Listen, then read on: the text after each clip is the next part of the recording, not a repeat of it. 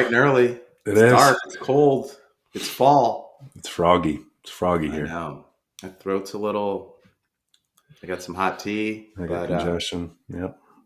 All this is going to pass because it is week three. Week three, folks. Welcome to Big Ben and K Winn on nofilter.net and YouTube. If you're watching this live or on demand, drop your comments below. If you're going to listen to this on your favorite audio podcast station, don't worry. We're everywhere. Download, listen, subscribe, and give us that 5-star review. I'm K Winn. He's Big Ben, and I'm going to Vegas this week. I need you to pick me some winners. Oh, wow. Buried the lead. Buried the lead. So, okay, we can get into this a little bit. But Vegas, how long are you going for? 2 nights, 3 days. We're there for a wedding, a planned wedding. A planned wedding. A planned wedding with not one in a chapel. No. Not one in a chapel, not one where you're witnesses. Yeah. That's nice. Where's the wedding? It is in, you know what? It's probably the last thing I've looked at because I'm so excited to go to Vegas. I think it's in attached to Caesars in the private garden area. Oh, that's nice. Yeah. I don't know. It's Jen's friends. I'm just there to gamble and party. Wait, so it's not your direct friends either? No. Wow, I'm the plus one. You have liberties. Is she in the wedding? She's in the wedding? If she was in the wedding, I would make it. Yeah, you wouldn't make the wedding. Yes. Okay. So a lot of liberties. Have you already kind of what games are going to be going on that you can bet on where you don't have to return to effectively cash in? You know what I'm saying? Are you going to bet on games that are going on while you're there, and then subsequently you'll know the result before you leave? That is my thing with Vegas. I don't make future bets on prop bets, MVP, Super Bowls. I don't like that. I want to win or lose in Vegas. Right. So we get in at, I think 10:30. Hopefully we can get there in time to bet on the USC-Michigan game. I also maybe want to bet on Tennessee-Oklahoma. There's a lot of action. NFL all Sunday. We're not leaving till Monday, so I got all. Oh, wow! Yeah, all NFL. You have a chance to lose a paycheck pretty easily. That is amazing. Yeah. Oh, wow! My one stipulation is we've got to stay through Sunday because I want to watch football all day long. Oh yes. Have you determined what sportsbook you're going to go to? The wedding party wants to go to Stadium Swim. Oh, wow. With the pools and the TVs. I've never gone. Wow. This is amazing. So I love the idea of you're not the focal point in any way, shape, or form. You just have to show up, and that itinerary has already been laid out for you. Yes. That's amazing. So you want to do Tennessee? Are you really asking me what you should bet on? I mean, I'll text you later. Okay, yeah. This could be a whole podcast. Exactly. An hour-long podcast on what you should bet on. But you're playing with house money. Yeah. Essentially. You could get, for a wedding gift, get them some betting slips, some of your own parlays, double down. Their possibilities are endless. Get them to pay off my debt. Get them to pay our LLC fee for the year. That would be nice. Why don't I just gamble away our profits? Just put it on black. Maybe we win. Maybe we lose. Maybe we lose. Double up. Yeah. God, yeah. Okay. My mind is already churning on bets you could make. Proverbial parlays. It's a big week of college football. Huge. We're kind of out of the pay to play type thing scenarios. We're getting into conference play now. Should be fun. All right. Are we starting college football or NFL? We are. We are. I gotta say, Teresa Gould. I don't know if when she first came in. So Teresa Gould, for those that don't know, I don't know who that is. Teresa Gould is the let's call her the director, the chairman of the Pac-2. Okay. So it was George K. I'm going to call him George K. Kalafikoff, whatever. He rode off into the night, leaving the Pac-2 with nothing, bare bones, cupboards bare, and so forth. Teresa Gould has come in and interjected some energy into the opportunity moving forward to the Pac-2. Now, 4 schools have committed from the Mountain West to potentially come over in 2 years. 2 years is important because the entry fee, or the fee that the Pac-2 would have to pay, is significantly less. I think it goes from $36 million to $18 million. So she's recruited 4 more teams. Subsequently, now we have 6 teams: Fresno State, Boise State, San Diego State, Colorado State, and then your other 2, Oregon State and Washington State. 2 days after that's announced, Washington State goes out and beats Washington. There couldn't be Apple more Cup. Apple Cup. I mean, not only do I have bragging rights now over half of the state, I loved it in week. I was able to ask tough loss on Saturday, and it just riled them up. But not only do you have momentum there, but we have 6 now. We have to get to 8 to be a Who do legit. you want? See, that's the thing. We're all state schools at this point. And if you don't know the difference, the Pac-12 was made up of private schools, state schools, public schools, and so forth. I don't know. I think it gives them some flexibility, right, to sit on 6, allow for some conference realignment to potentially happen. They talked about shooting, the high end would be Cal and Stanford, just don't like the ACC and want to roll back. That said, the schools that we have currently committed aren't the most academic schools. And I don't think, let's just be honest here, Fresno State, San Diego State, not the most academic schools. But that said, regionality, I think, plays a part in this. So there's talks of UNLV just due to market demand. I like BYU for football. But again, you think of the makeup of the schools. I don't know if BYU could be, I don't know. That said, we have 6 schools. You got to get to 8. And I think you slow play it. I think she did a great job of identifying 4 schools, regional based, probably your best ones among the Mountain West that you're going to go get. But then you have the opportunity for those 4 incoming teams to do some recruiting for you too, within the Mountain West or even outside of the Mountain West. So you got to get to 8 in the next 2 years. So you have. I would also love to see if Arizona and Arizona State and U of A can come back, because I don't know how well they're going to do in football. Yeah, I think what it might do is, how you have your state schools, so Arizona State and Arizona in some schools. It might draw kind of this, okay, we're not in the same league, same conference as the other team. That might be something that might have some allure. Just in terms of different teams that you can play, maybe some more profitability, who knows? The thing is, they brought them in to get an idea of what a media rights deal would look like with just, say, 6+2. Yeah. And then you can go to teams like they talked about Tulane, they talked about Memphis, and kind of say, hey, you can make a couple more million or maybe double your media rights deal that you're getting today with the AAC. So I'm excited. Just that the Cougs. I'm going to play devil's advocate. Is this better than the Mountain West? You know what? Or is it just the Mountain West rebranded as? Well, no, it is better than Mountain West. You kind of get you get the best. You get the best teams coming over, right? And then you get to kind of remake your own conference in a sense. So it gives you the opportunity to go out and get teams maybe beyond the Mountain West, obviously, regionality, stuff like that. But the best part of the Pac-12 in the eyes of the sponsorships and the people who are buying these TV packages is the Los Angeles market and Silicon Valley. They need to somehow figure out, if they can't get those teams, how do they get other teams out of region who can contribute on a national level? To be determined, right? Yeah. But the first step was getting other teams in and getting that at least closer to 8. Because if you're at 4, next year, the conversation is a little different, right? All we need is 2 more teams to become a conference. And here's what also I think we're seeing a lot of larger conferences out there who, ultimately, I'll take the Ole Miss and Wake Forest type, the home and home things, cross conferences. Teams are tired of doing that. They want the idea because inevitably no one's really getting paid, or someone's getting paid pretty minutely with no guaranteed win.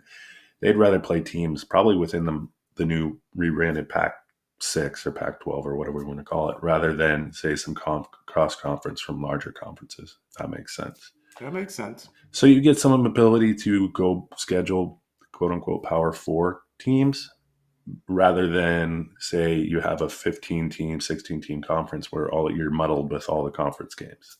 Yeah, you don't have any flexibility. Exactly. There you go. Well, I'm excited. I am too. And you know what? If Santa Clara gets a football team, we'll gladly accept them into the conference as well. Just don't take Sac State.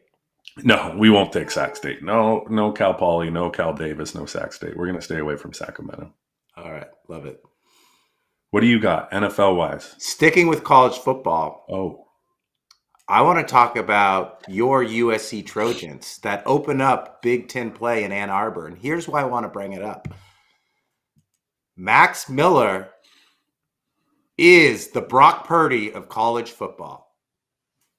He is an elite quarterback who was wrongly accused of being a system quarterback. Watch the tape. Look at the throws. Look at the checks. Look at the accuracy. Look at the tight windows. USC football's back. They finally have the defense. They've got a quarterback who is not a system quarterback. He was a great high school player. And I can't wait for this Saturday because USC really has a chance to go 10-2 or 9-3. If they beat this banged up Michigan, they've got Wisconsin next week. They got smoked by Bama and lost their quarterback Van Dyke. USC football could be back, Big Ben. could be back. Could be back. Could be back. The LA market. Max Miller. I might have butchered his name. What's his name? Anyways, the Miller kid from USC is the Brock Purdy of college football. Elite with a capital E. Here's what USC has benefited from: continuity. So as they've made transition, Lincoln Riley's been the head coach throughout. They've had some recruiting momentum, as I've seen it the last few months, just because Lincoln's been there. UCLA's had some turnover at head coach. Michigan, in that same manner, has had turnover at head coach. They've had continuity. The program's been able to build. And they're, post Caleb Williams, what do? And then you finally find someone, and you do have athletes on that team. This weekend will be very, very telling. And does it translate? Do those athletes translate into Big Ten play? I want to call them back. They have to have a win. You call them back. They beat LSU. LSU's down. All right. Michigan's down. Wisconsin's down. You got to beat. You got to beat Ohio State, and that might. I don't think they they're don't play scheduled. Ohio State. Yeah, I know. So you got to get Oregon. there. They play Penn State. That will be a big game later this year. That will be a big game. Okay, they win this week and they're back. Okay. I'll give them that. But here's why they're back. Defensive coordinator D'Anton Lynn learned under the Baltimore Ravens system. Defensively, the great Mike McDonald, he's implementing that at USC. They're not leaving a lot of players in one-on-one situations. They're forcing teams to beat them with 10, 12, 11, 13 play drives. No big plays. Bring it back full circle to your Seahawks.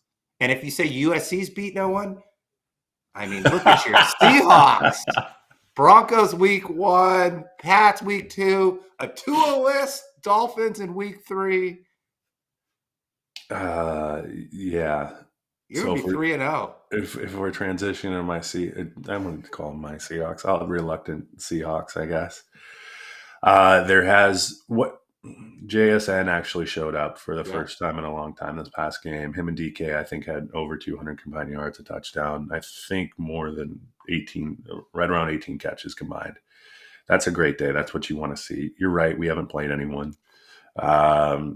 This next week, Skylar Thompson's still playing quarterback for the Miami Dolphins. That's going to be, I don't say it's a route, but it's a long flight from Miami to Seattle to play in this type of weather. I mean, it's a longer flight when Skylar Thompson. Yeah, when Skylar Thompson started quarterback, you hope you stop somewhere along the way and pick up another quarterback on the route. I mean, to be honest, yeah, Seahawks are 2-0, probably not the best 2-0 team, probably not the worst. Are they better than the 2-0 Vikings? Yes.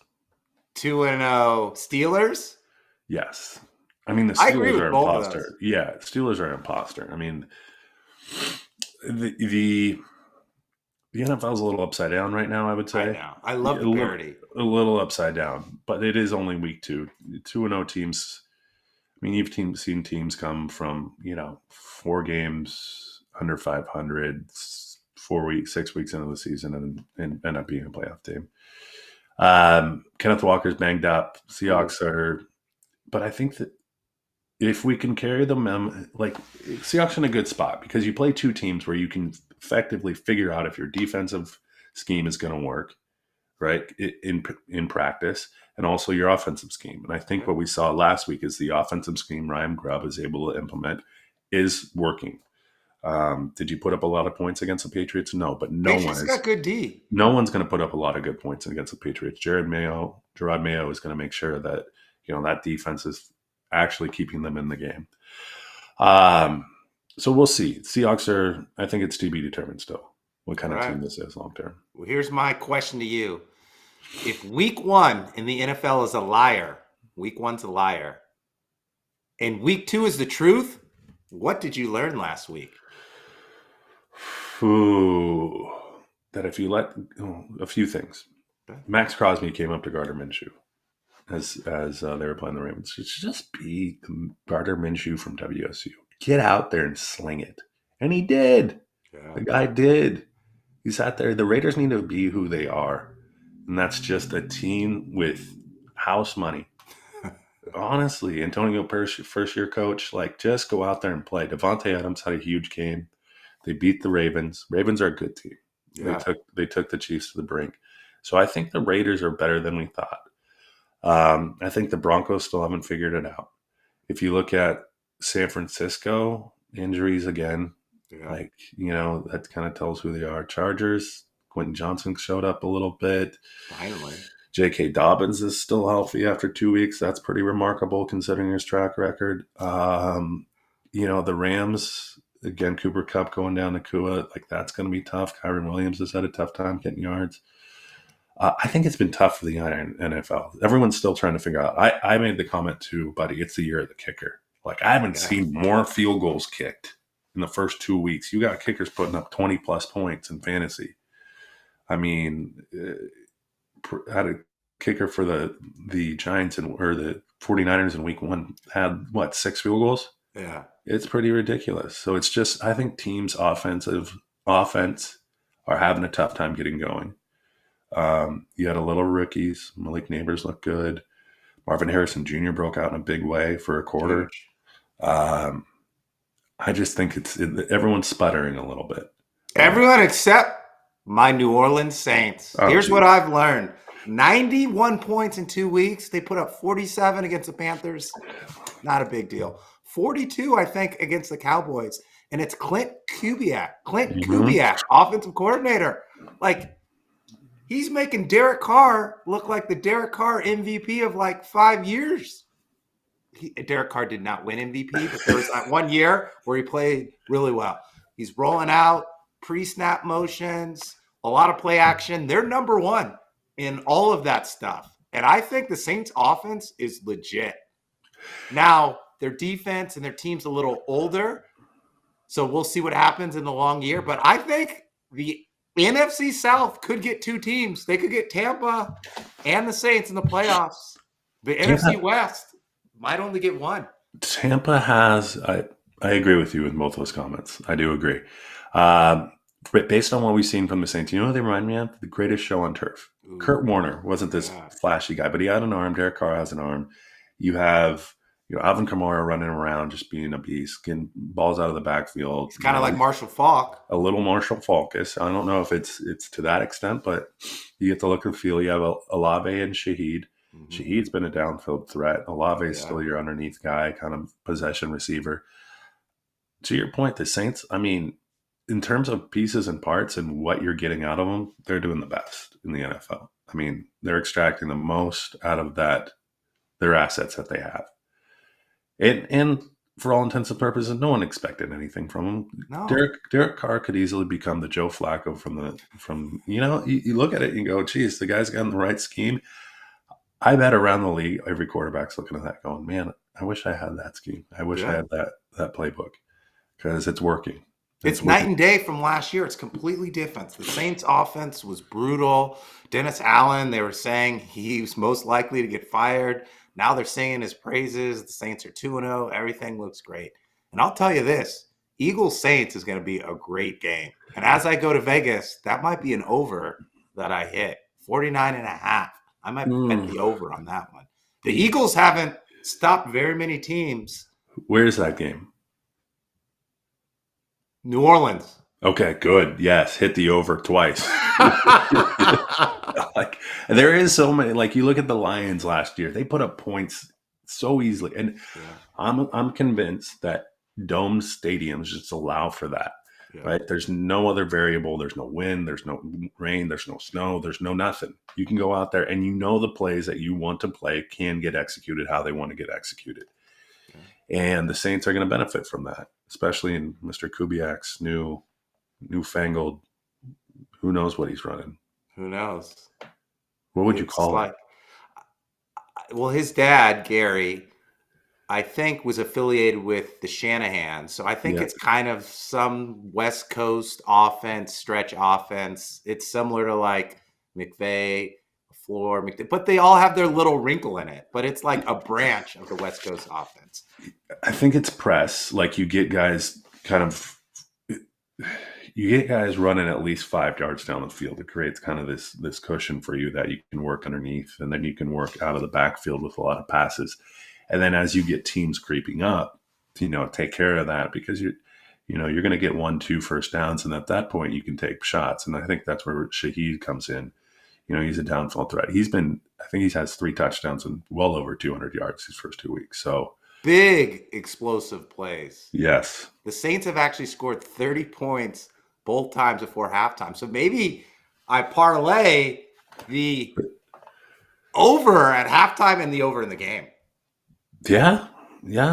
I over because they stall out, right? And when you're up by 30, you kind of all right. It's maybe not running the same things. You're the kicker.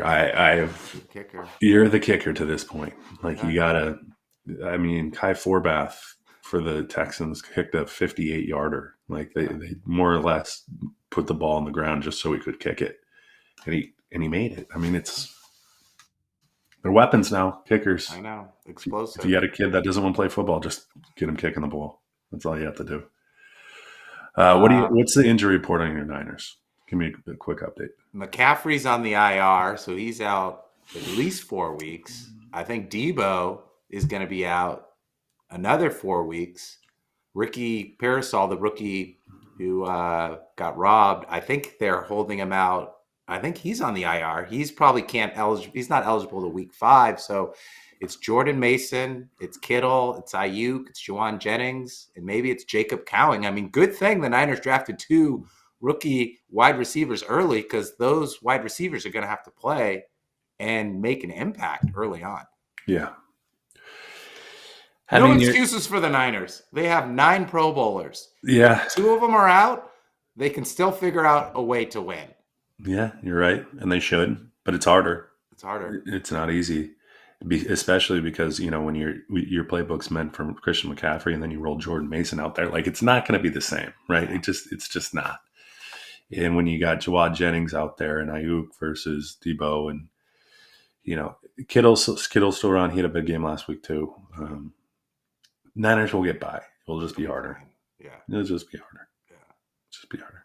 I got one more thing I want to talk about. I want to talk about the Bad Contract Bowl.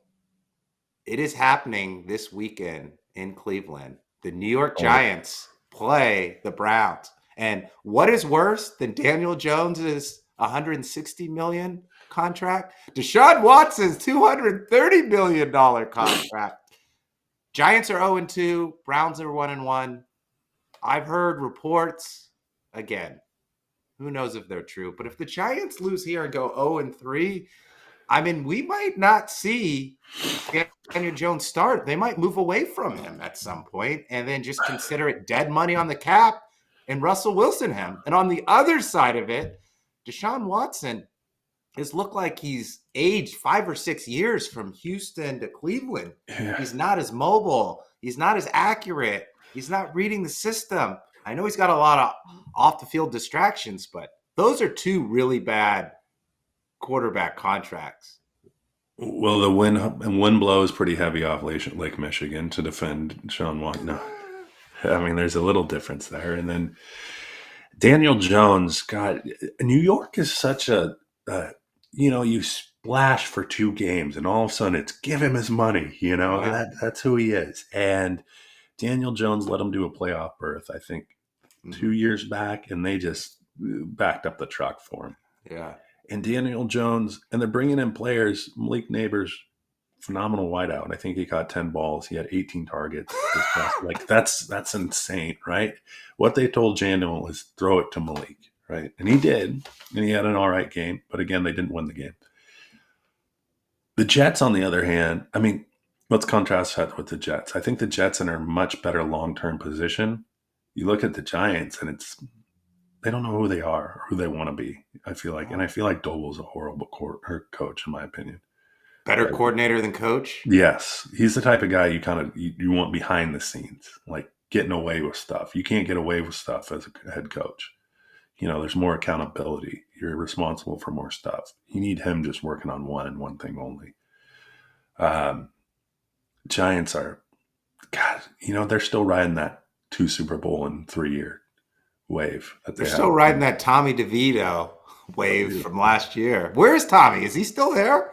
We might see him this weekend in Cleveland. Tommy might be on the scout team. No, if you don't see him in Vegas, he's probably going to play. Drew Lock will probably be starting at some point if things don't turn around. What was the stat? Daniel Jones has more pick sixes than touchdowns thrown since he signed his big contract. You know what pick sixes tell you? You stare down the receiver and your arm's too weak to get it to him. That's what it is. Yeah. That's what it is. And that personifies Daniel Jones. You stare down receivers and your arm's too weak to get it to him. Bad contract ball. I'll also be watching Packers versus Titans. Can Jordan Love really come back and play? I mean, it's been 14 days. I mean, we'll see. He's the Reggie Miller. Is it Young Reggie kids Miller? heal fast. Pierce. He's Paul Pierce. Paul Pierce. He healed in 1 quarter. I'm interested in that. The Miami Seahawks game will be interesting. If the Seahawks take care of business, go to 3-0, they've had the best schedule. Yeah. In terms of capitalizing on that, you build yourself a cushion. And then with what's happening in Los Angeles, the Cardinals might be a little interesting team down. Kyler looks good. Cardinals-Lions. That's going to be a great game. Ooh. What will Kyler and Marvin Harrison do as an encore? We'll see. We will see. Okay, my friend. You want to take us out of here? Enjoy Vegas. Oh, I will. Don't ruin it the first night. Remember, vacations aren't won or lost on the first night. Or you can't be won. They can only be lost on the first night. That's very good advice. Hydrate, set a nice little probably 11:30, and then get up the next day, sleep in, take your time, come in with a rational brain. Managing my fantasy team. No, see, you got to be rational brain. You got to, 8:30, you got to, allow time for everything to compute in the brain. Don't get up hurried. Okay, let's get us out of here. At Big Ben, K Winn _ on all social media, TikTok, Threads, Facebook, Instagram. You can find us wherever. Comment. You know what comment I'd love? What other teams would you add to the Pac-12? Or at this point, Pac-6? Let's hear it. Let us know. Yeah. And then check us out wherever. YouTube, follow. Where else are we? NoFilter.net. NoFilter.net, which we broadcast on each time live every Thursday morning. If you want to check us out, join us, comment, concerns. Just, come on and banter. You're more than welcome to. Check us out at NoFilter.net. Big Ben, K Winn. Should I see if we should do a live show at the Sphere? No. Yes, please. Yes, please. They should turn the Sphere into a sports book. That would be amazing. How amazing would that be? Just 360 degrees of games. Yeah. You're just like, oh. You come down just disoriented. Puking. I don't know if that was Tennessee or Oregon who's going.